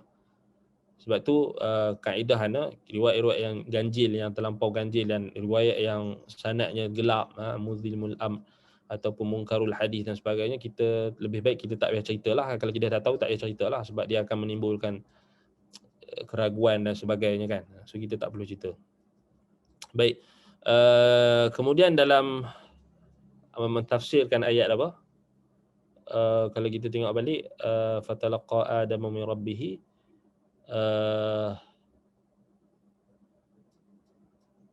kalimatin fataba alaih. So dalam tafsirkan ayat riwayat ni, kalau kita mentafsirkan riwayat ni, kalau kita tengok ada datang dalam riwayat yang terputus juga sanadnya, tetapi maknanya sahih lah. Adam AS kata, Nabi Adam kata, ara'aita ya Rab in tubtu wa raja'tu a'aidi ilal jannah, qala na'am. So dikatakan Nabi Adam kata, ya wahai Tuhan, adakah kalau aku bertaubat dan aku kembali kepadamu, engkau akan kembalikan aku ke syurga? Kata Allah, na'am, ya. Hadis ni walaupun riwayat dia ada inqita', ada terputus dari sudut sanad, tetapi maknanya sahih lah. Maksudnya makna sahih, maksudnya Nabi Adam nak kembali ke syurga lah. Itu point dia. Kan? So dengan apa? Dengan taubat, Allah Ta'ala terima taubat Adam, dan Allah janji Allah dah terima taubat Nabi Adam, dan memang Nabi Adam akan kembali ke syurga. Demikianlah juga zuriat keturunannya yang telah dipersiapkan mereka untuk masuk ke syurga. Allah akan mudahkan mereka untuk masuk ke syurga, dan mereka yang bertaubat daripada dosa-dosa dan sebagainya, Allah Ta'ala jamin mereka akan masuk ke dalam syurga. Mereka mentauhidkan Allah yang paling utama sekali, dan orang yang tidak mensyirikkan Allah dengan sesuatu apapun. Baik. Kemudian dibawakan penjelasan berkenaan dengan apakah kalimat yang Nabi Adam ambil daripada Allah Subhanahu Wa Taala, kalimat yang Allah Taala berikan kepada Nabi Adam, iaitu apa? La ilaha illa anta subhanaka wa bihamdika rabbi inni zalamtu nafsi faghfirli innaka khairul ghafirin. Yang ni datang dalam riwayat Mujahid. Mujahid datangkan dengan kalau kita tengok dengan riwayat ini. Tetapi yang sahihnya kalau kita tengok balik datang dalam ayat Quran sendiri. Rabbana zalamna anfusana wa illam taghfir lana wa tarhamna lanakunanna minal khasirin. Yang tu yang paling sahih lah. Yang tak ada yang riwayat-riwayat yang lain tu tambahan-tambahan tu kita kata mungkin datang dalam makna lah. Makna maksudnya maknanya lebih kurang kan, Allahumma la ilaha illa anta subhanaka wa bihamdika rabbi inni zalamtu nafsi fatub alayya innaka antat tawwabur rahim. So ini memang datang dalam riwayat salaf. Tetapi kalau kita tengok balik riwayat yang paling sahih dalam Quran lah, Rabbana zalamna anfusana wa illam taghfir lana wa tarhamna lanakunanna minal khasirin. Yang kita diperintahkan untuk ikut. Baik. Kemudian kalau kita tengok balik wa asa adamu rabbahu faghawa thumma ijtabahu rabbuhu fataba alaihi wa hada. So itu antara ayat yang menunjukkan Allah Subhanahu wa taala menerima taubat Nabi Adam alaihi salam dan memberi petunjuk kepada Nabi Adam alaihi salam. Baik, kemudian kita nak tengok berkenaan dengan hadis-hadis yang warid tentang penciptaan Adam. Hadis-hadis yang warid tentang penciptaan Adam. Pertama riwayat Imam Ahmad daripada Abi Musa daripada Nabi SAW. So ni hadis. Inna Allah khalaqa Adam min qabdatin min qabadaha min jami'il ard. Faja'a banu Adam ala qadri al-ard. Ja'a minhumul abyad wal ahmar wal aswad wa baina dhalika wal khabith wat tayyib was sahlu wal hazn wa baina dhalik. Baik, sesungguhnya Allah Taala mencipta Adam daripada genggaman yang digenggamkannya daripada seluruh muka bumi. So datang dalam riwayat yang lain disebutkan apa? Allah Taala perintahkan malaikat untuk turun ke atas ke muka bumi dan ambil genggaman tanah tersebut di setiap bumi. Maka datanglah anak Adam itu mengikut qadril ardi, mengikut kadar bumi-bumi yang diambil tanahnya. Ja'a minhumul abyad, ada yang putih, ada yang merah, ada yang kulit merah, ada yang kulit putih, ada yang hitam dan ada yang antara keduanya. Ada yang wal khabith, ada yang buruk dia punya dari sudut sifat dan juga dia punya ni wat tayyib yang baik daripada tanah yang baik, wasahlu yang mudah dan juga yang wal yang wa baina zalika yang antara kedua tersebut dengan antara keadaan tersebutlah. Wasahlu wal hadnu wa baina zalika yang kita kata yang datang daripada daratan ataupun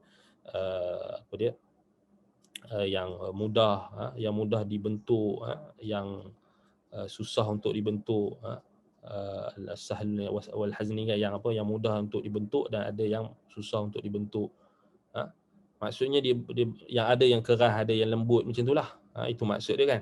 Maksudnya macam hati manusia dia juga macam dia manusia tu sendirilah kan.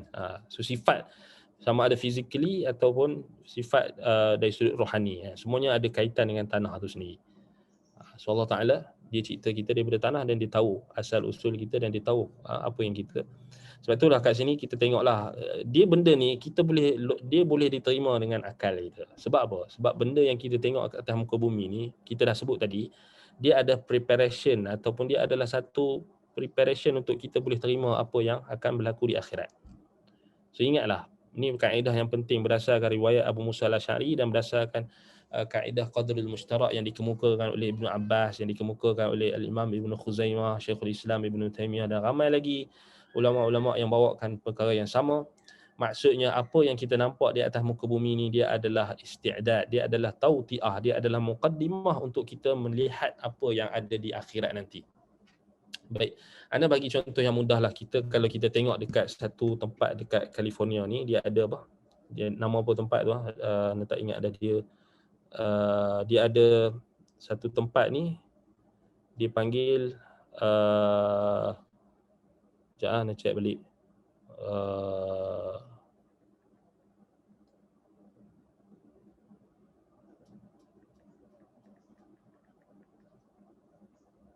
Death Valley. Death Valley. Death Valley kalau kita tengok, kalau boleh carilah dia ada apa? Dekat California kan. So dia ada apa? Dia ada colourful rocks kan, dia ada dia punya yang batu yang bukit tu, batu yang bukit yang dia warna-warni tu. Dia macam ada warna hijau, ada warna pink, ada warna macam-macam. So kat situ, padahal kat situ satu bentuk muka bumi tau. Tapi kat situ keunikan, keajaiban, kekuasaan Allah. Siapa yang cipta? Allah Ta'ala. So kalau kita pergi dekat tempat tu, kita boleh tengok dekat satu tempat tu, dia ada pelbagai bentuk bukit ataupun warna bukit tu, warna batu tu dengan warna yang pelbagai. Walaupun dekat satu tempat tapi warna yang berbeza. Warna merah ada, warna ni ada. Sangat unik. So kalau itu kita boleh faham, kita boleh tahu itu Allah Ta'ala yang cipta. Hatta orang kafir, orang kafir, mereka pun tahu itu God yang ciptakan. Itu bukan datang daripada ciptaan manusia. Semua orang tahu. Ya, dia sama ada dia ada agama ke dia tak ada agama, dia akan tahu ini adalah ciptaan Allah. Dia tak boleh jadi tiba-tiba, dia tak boleh jadi secara nature, dia memang Allah Ta'ala cipta. So, kalau kita tengok macam tu pun kita tahu, dan apatah lagi kalau kita tengok dekat kita dah mengembara. Sebab tu penting kita mengembara. Fasiru fil ardi fanzuru kaifa kana akibatul munzirin. Kaifa kana akibatul mukadzibin. Allah Ta'ala suruh kita mengembara. Tengok kat muka bumi ni. Tengok. Kan? Antaranya tengok bukit bukau dan sebagainya. Sebab tu bila kita tengok pandangan kita yang lebih luas, kita akan faham lah benda ni. So orang yang pernah yang pergi travel dan sebagainya, dia akan tahulah. So paling kurang lah kalau dia pergi dekat Madinah, Mekah, paling kurang dia pernah tengok bukit-bukit yang kat sana memang sangat berbeza dengan bukit-bukit yang ada di negara kita. So bukit-bukit yang ada negara kita ni, so kita tak akan nampak lah keunikan dia ada, tetap ada. Bagi orang luar dia tak nampak lah kita punya kita punya dari sudut hujan hutan tropika kita yang unik kan. So kita tengok bukit-bukit ni kebanyakannya ada pokok lah, ada hijau kan, menghijau. Tetapi kalau kita pergi dekat Mekah, dekat Madinah, kita pergi dekat Timur Tengah, kita akan tengoklah bukit-bukit yang solid, warna coklat, warna merah ada. So warna putih pun ada. Kalau kita pergi dekat Tibet dan sebagainya, lagi cantik lah kan. Kalau kita tengok lagi unik. Demikianlah kita kata ciptaan Allah yang Allah jadi di atas muka bumi ni, dan demikianlah juga ciptaan Allah Ta'ala terhadap anak Adam. So kalau kita tengok macam tu, betapa uniknya keajaiban ciptaan Allah, so kita boleh terima hadis ni.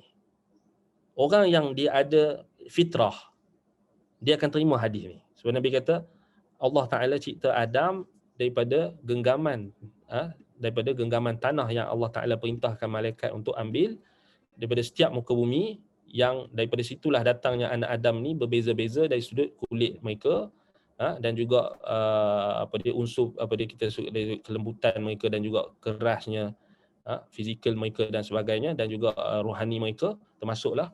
Ada mereka yang warna putih, ada yang warna merah, ada yang warna hitam, dan ada yang sawo matang, baina zalika kan. So itu adalah satu contoh kita nak menunjukkan kepada kita apa yang Nabi SAW sampai ni memang logik lah. Sebab tu anda tak setuju orang kata Quran dengan sunnah ni tak ada logik. Bahkan logik, sangat logik. Orang yang ikut Quran dengan sunnah ni lah orang yang paling logik sekali. Orang yang tak ikut Quran dengan sunnah ni yang paling tak logik sekali. Sebab tu kita jangan terpedaya dengan perseruan ahlul kalam. Jangan terpedaya dengan orang ahli falsafah dan ahlul kalam yang mereka kata Quran dengan sunnah ni tak ada akal, tak ada logik, tak bawa logik, hanyalah nas yang kaku. Tak, kerana mereka tak faham. Bukan. Sebaliknya nas Quran dengan hadis ni dipenuhi dengan perkara yang sangat logik dan boleh diterima oleh akal. Baik. Macam mana anak tengok soalan ni? Ada soalan rasanya. Susah. Okey. Dia Rainbow Mountain di China kan. Itu satu juga. So banyak lagi. Sebenarnya benda ni memang kalau kita tengok sendiri, memang kita akan menambahkan keimanan kita dari sudut-sudut kan. Sebab itulah kita kata kenapa sebahagian orang yang bila PKP berlaku, bila pandemik berlaku ni, dia memang stres pasal dia tak boleh keluar, dia tak boleh pergi travel, dia tak boleh mengarah. Bukan sebab nak berlagak sangat pun. Sebab tu kita kena faham, kadang-kadang ada orang dia macam pandang serong orang yang travel seluruh dunia ni.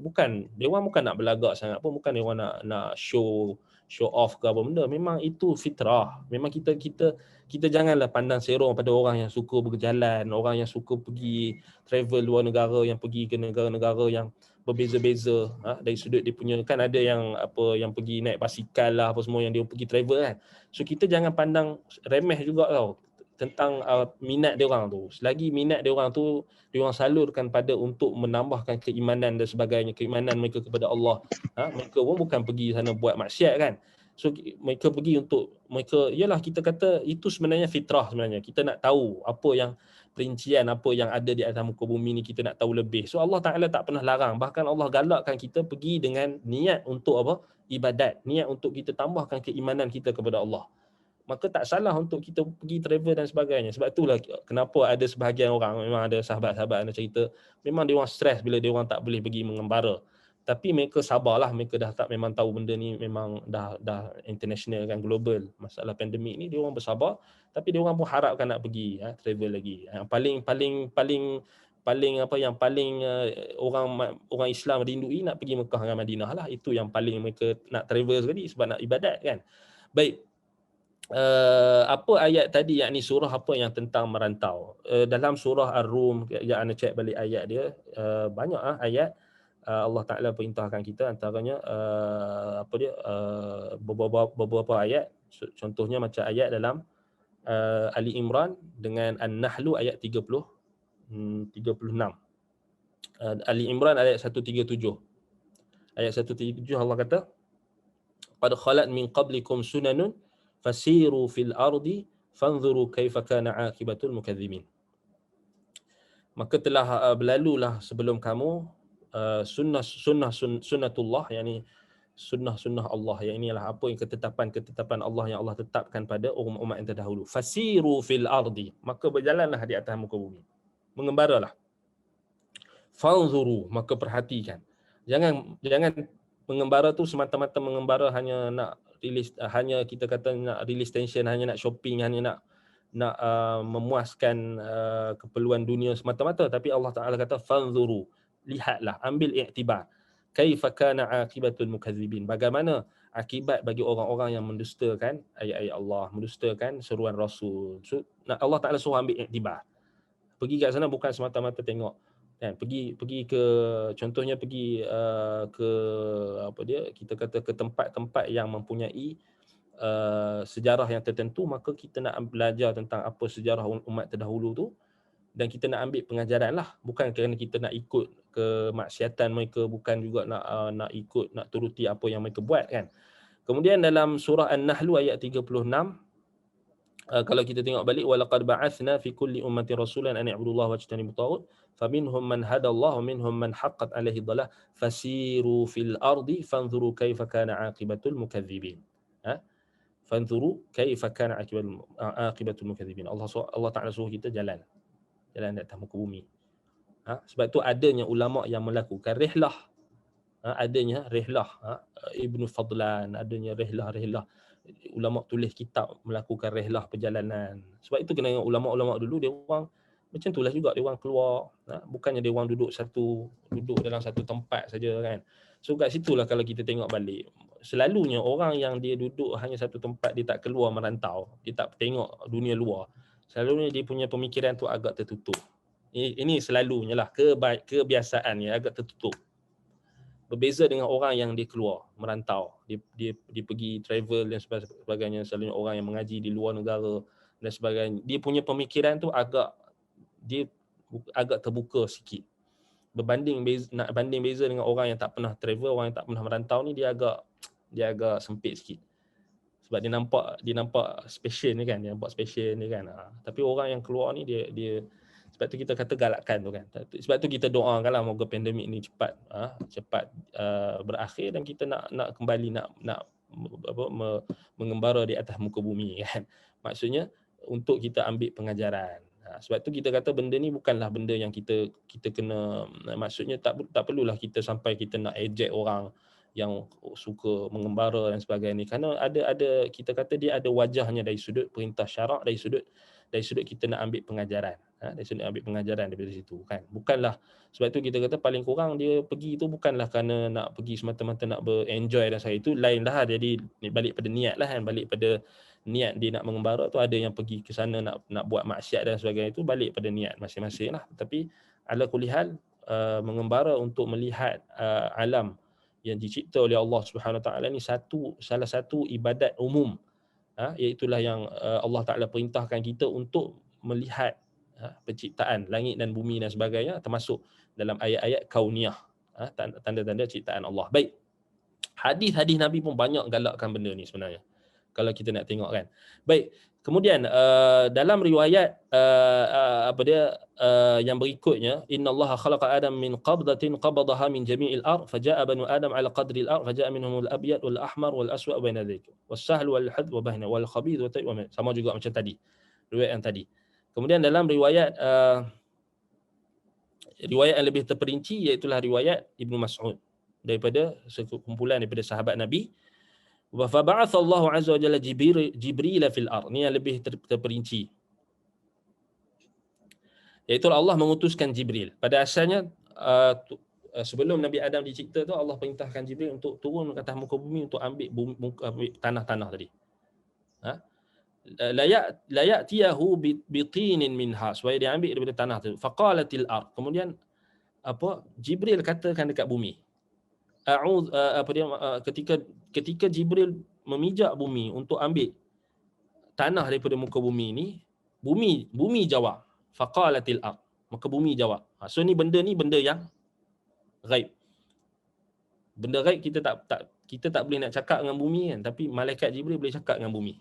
Dia boleh faham apa bumi cakap. Bumi cakap, a'udzu billahi minka an tanqusa minni au tashinani. Bumi kata apa? Aku berlindung kepada Allah daripadamu, daripada perbuatan kamu yang nak kurangkan daripada aku, nak kurangkan bahagian aku dan nak merosakkan aku. So dia tak faham. Bumi ni dia tak maksudnya dia ingat malaikat Jibril ni datang bukan atas perintah Allah.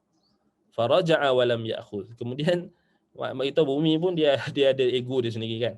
Kemudian Jibril alaihi salam balik, naik ke atas balik dan dia tak ambil.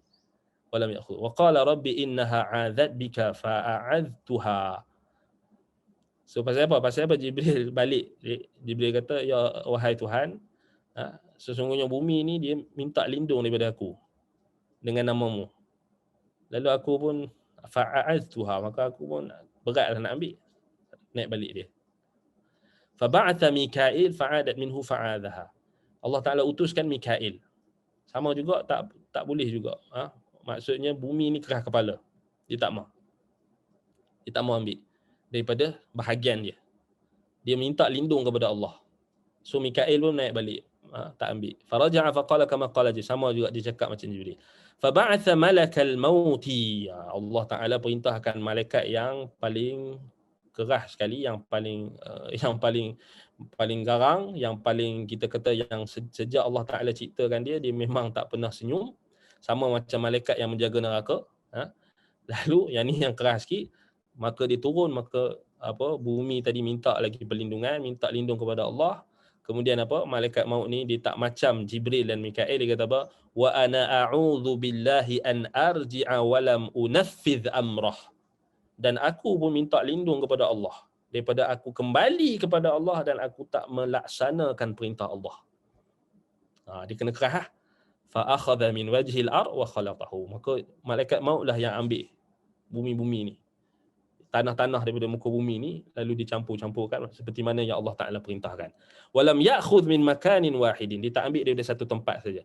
Wa akhadha min turbatin bayda wa hamra wa sauda. So Allah perintahkan malaikat maut untuk ambil daripada tanah putih, tanah merah, tanah hitam.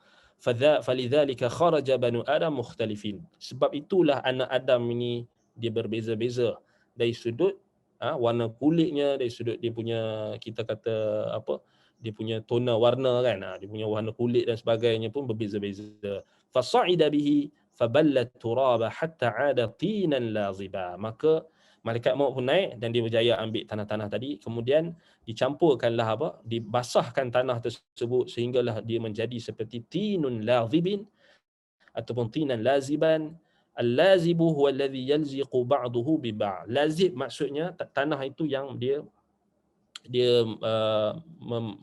kita kata apa, dia melekat antara satu sama lain. Itu maksud tinul lazib. Dan dibasahkan sebelum tu. Kemudian Allah kata dekat malaikat, thumma qala lil malaikah inni khaliqum basharan min tin fa idza sawaituhu wa nafakhtu fihi min ruhi faq'u lahu sajidin. Sesungguhnya aku nak apa? Nak ambil aku nak ciptakan manusia daripada tanah tadi. Maka apabila aku selesaikan penciptaan dan aku tiupkan roh, maka apa? Maka Allah perintahkan mereka untuk sujud. Baik, kat sini ada satu faedah. Baik. Apa hubung kait malaikat maut ini dengan kita? Sebab apa? Apa hikmah malaikat maut yang berjaya ambil tanah-tanah ni? Malaikat Jibril pun tak berjaya. Malaikat Mikail pun naik balik. Apa hikmah? Ada hikmah. Kerana kalau kita buka dalam riwayat-riwayat athar daripada salaf, kalau kita tengok balik, memang datang riwayat-riwayat athar daripada salaf yang mengatakan bahawasanya kita ini akan dimatikan di tempat mana tanah yang kita diambil. Kita akan ditanam di mana tempat tanah kita berasal. Sebab itu malaikat maut tahu. Ini hikmah dia. Tadi hadis tadi sahih. Hadis tadi sahih. Athar daripada salaf tadi pun maknanya sahih. Sebab apa? Ada asal yang sahih. Malaikat maut tahu kat mana dia ambil tanah kita. Asal tanah kita. So maksudnya dia tahu, bukan setakat dia tahu penciptaan Adam tu saja, bahkan zuriat keturunan Adam tu dia tahu yang mana unsur-unsur tanah yang dia dah ambil tadi. Dia tahu, Allah Ta'ala bagi dia pengetahuan sebab dia yang paling tahu tentang penciptaan Adam. Daripada tanah mana. So daripada sini ulama ambil kaedah, ulama istimbat, daripada sinilah kita akan ditanam di mana tempat tanah yang kita dicipta, asal tanah kita dicipta. So di sini kita boleh dapat satu faedah. Nabi SAW dicipta daripada tanah mana? Madinah. Tanah terbaik. Sebab itu kalau kita tengok balik, sebahagian ulama' dia mendahulukan Madinah berbanding Mekah. Dari sudut keberkatan. Sebab mereka berdalilkan kenapa? Kerana Nabi SAW ditanam di Madinah. Kat situ jugalah ulama' istimbat daripada situ, Abu Bakar dan Umar orang yang paling baik. Sebab apa? Orang yang terbaik lepas Nabi Muhammad SAW. Sebab apa? Sebab asal tanah yang Allah jadikan Abu Bakar dan Umar adalah sama dengan Nabi Muhammad. Sebab itu mereka tanam sama-sama. Begitulah juga ulama kata sahabat-sahabat Nabi yang ditanam di Baqi' dan sebagainya. Terus tanah yang lebih kurang sama. Tanah yang sama. So kat sini kita kata faedah yang kita boleh dapat. Kita boleh dapat, maksudnya kita nanti akan ditanam dekat mana tempat asal kita. Dekat mana tempat yang unsur asal penciptaan kita tu diambil tanah tu. So kalau orang tu dia meninggal dekat, contohnya ditanam dekat, dia mati ditanam dekat tempat tu, maka tempat tu lah asal tanah yang apa dia? Unsur yang kita kata tanah yang malaikat maut ambil. Sebab malaikat maut paling tahu. Kan? Dia paling tahu sekali kat mana. Kan? Baik, macam mana dengan orang yang mati lemas? Orang yang mati lemas maksudnya kita kata di bawah tanah. Maksudnya orang yang mati lemas maksudnya tanah yang diciptakan mereka daripada kawasan yang kita kata apa? Kawasan yang sama juga adalah apa? Kita kata yang paling dekat ataupun yang di bawah tu still ada tanah, still ada permukaan muka bumi yang ada.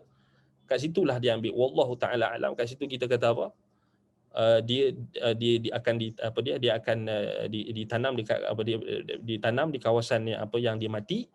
Kalau dia mati lemah, kita kata dia tak bercanggah juga dengan tempat yang kita kata apa? Tempat yang dia asal daripada dia diciptakan. Tetapi kita kata kadang kita kata kaifiat macam mana malaikat mau ambil tu pun kita tak boleh. Kalau kita nak boleh jawab soalan tu, pertama kita jawab wallahu a'lam. Kedua, kalau kita nak jawab soalan tu, kita kena tahu macam mana kaifiat malaikat maut ambil tanah-tanah tu. Sebab dalam riwayat disebutkan apa? Fa akhadha jami' min turbatin bayda wa hamra. Kemudian dalam riwayat tadi fa akhadha min wajhil ardi fa akhadha min wajhil ardi, maka dia mengambil daripada seluruh permukaan muka bumi, ala wajhil ardi, termasuklah kalau laut kalau daripada laut dia ambil tanah tu, boleh kita kata mustahil lah Allah Subhanahu Wa Taala jadikan malaikat maut ni sangat besar, bukan kecil. So kita kata dia adalah apa, perkara yang kita kata apa, yang Allah Subhanahu Wa Taala jadikan. Sebab tu dalam riwayat asar yang lain, malaikat maut ni dia tengok kita, dia tengok seluruh manusia ni macam dia tengok atas dia tengok diumpamakan macam dia tengok apa? Dia tengok kita semua manusia ni, malaikat maut tengok macam diumpamakan macam dulang tau. Dia tengok dulang. Macam tu. Macam tu. Macam tu. Maksudnya betapa besarlah malaikat maut ni. Kan? Dan kalau kita tengok balik macam mana Allah perintahkan dia untuk turun atas muka bumi, kan? Macam mana dia turun atas muka bumi, macam mana dia minta daripada tanah tu macam mana. Yang tu perincian tu kita tak tahu. Adakah dia datang dalam bentuk rupa asal dia ataupun dalam rupa yang macam mana, wallahu taala alam. Sebab tu kalau kita boleh tahu riwayat-riwayat tu dengan terperinci, kita boleh jawab juga macam mana orang yang mati lemas tadi. Maksudnya mati lemas still dia dekat lautan. So lautan ni kat mana? Ala wajhil ard, atas muka bumi. So mana ada maksudnya bawah laut tu pun mesti ada tanah, kan? Mesti ada tanah. Kan? Baik, wallahu taala alam. Soalan tu mencabar sebenarnya, tapi kita kata wallahu taala alam. Tapi kalau kita nak jawab, kita kena tahulah macam mana sifat. Tapi Nabi SAW tak bagi dengan terperinci macam tu. Kita kata wallahu taala alam lah. Kalau orang mati lemah macam mana, adakah dia dicipta tu? Wallahu taala alam. Itu jawapan yang selamat lah. Tapi kalau kita nak jawab juga, kita tengok balik pada nas tadi. Dia ambil daripada muka bumi. Dan macam mana besarnya malaikat maut tu, kan? Baik, dan kita kata perincian tu maksudnya kita perlu berhajat kepada asar riwayat-riwayat salaf. Betul kan? Kat laut ada tanah, kan? Baik, jadi tak lari kok mana pun tak lari daripada asar-asar dan juga riwayat salaf. Wallahu taala a'lam, kan? Wallahu taala a'lam. Itu faedah yang sebenarnya faedah yang kita kata agak menarik lah. Maksudnya pasal kita bukan cakap base pada kita teka-teka, kan. So ada asar, ada riwayat asar dan daripada sumber asal yang satu tu yang sahih. Hadis tu sahih satu, kan. Tapi dia punya pecahan tu memang, itulah kita nak kata sifat ilmu ni dia berkembang. Makin banyak, makin dekat kita dengan Quran dan Sunnah dan juga riwayat salaf, perkataan sahabat dan sebagainya, makin banyak faedah yang kita boleh dapat. Baik, saya rasa cukup setakat itu, kan. Jadi sebab itulah kenapa kita kalau kita tengok balik kenapa kita dia berbeza-beza daripada sudut penciptaan, dan malaikat maut yang paling tahu, sebab kita mati dekat mana, kita ditanam tu dekat mana, tempat yang diambil asalnya. Sebab Allah Taala dah bagi sekali dia kelebihan tu kepada malaikat maut. So ini ada faedah yang menarik, yang kalau kita tengok Imam Al-Qurtubi ada nukilkan riwayat ni dalam kitabnya At-Tadhkirah, dan Imam Ibnul Qayyim pun ada sebut benda yang sama, dan ulama-ulama memang faham macam itulah, memang faham macam tu. Wallahu taala a'lam. Jadi insya-Allah kita sambung lagi, ada banyak lagi riwayat-riwayat hadis yang kita kena lihat untuk kita dapat faedah tentang penciptaan Nabi Adam alaihi salam. أقول قولي هذا وأستغفر الله لي ولكم سبحانك اللهم وبحمدك أشهد أن لا إله إلا أنت أستغفرك وأتوب إليك صلى الله على محمد وعلى آله وصحبه وبارك وسلم الحمد لله رب العالمين والسلام عليكم ورحمة الله وبركاته.